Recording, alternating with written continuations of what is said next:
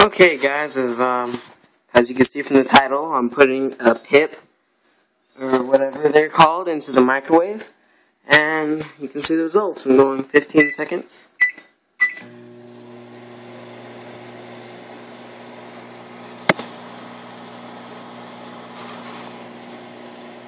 Look, it's imploding.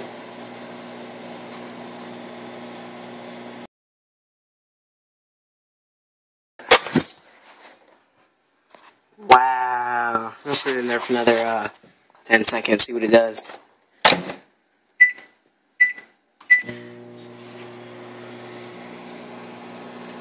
Wow.